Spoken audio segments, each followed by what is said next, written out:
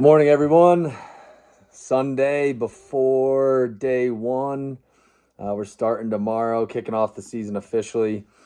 Wanted to check in and go over our first week in terms of schedule, in terms of what our plan is for the week.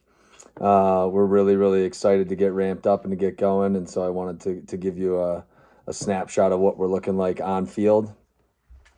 Keep in mind that we right now have a varsity team only. Kent Denver girls is still in the process of rebuilding their JV program.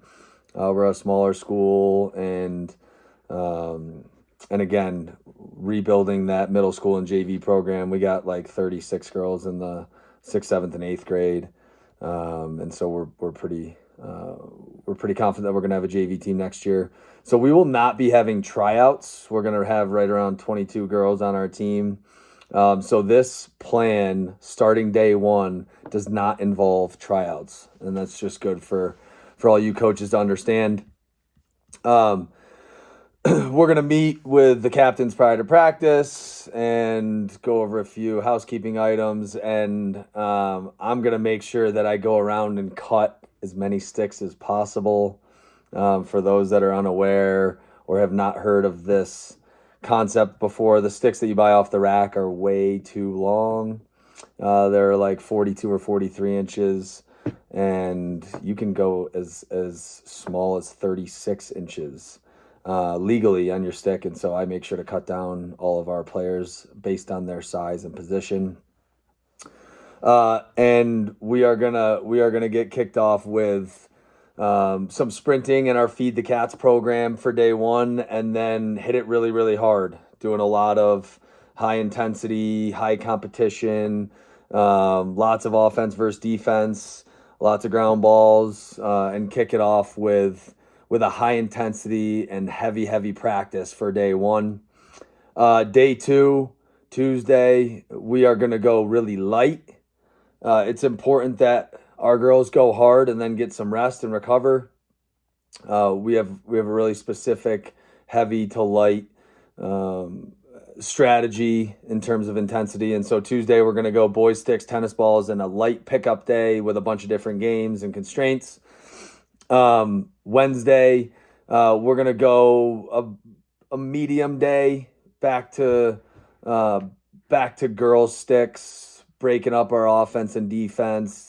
Going through some different concepts and triggers for our offense, working on some man-to-man communication with our defense.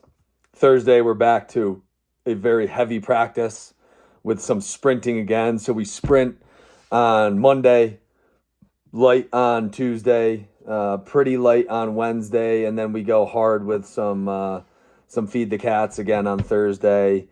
And get going with some heavy, 7-on-6, 7-on-7, up and down competition for Thursday. And then Friday, finish off the week with another relatively light, but just more X's and O's, conceptual, talking through some triggers and some offense and defense. And then letting them compete a little bit, but keeping it pretty light because we went heavy on Thursday. The maximum that we'll go over the course of a week is 5 days. When we get into April and May, we'll scale it back to even 4 days. Rest and recovery is extremely valuable for athletes. We don't need to run them down early in the season, and also just giving them days off and giving them time to recover will help with their mental state in terms of being really jacked up and fired up to get to practice on Monday.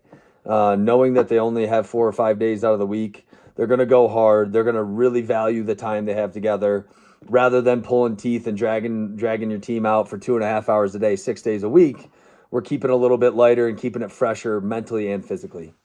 There's week one plan, and we'll make sure to check in post weekend before our week two and keep you guys updated. Thanks a lot.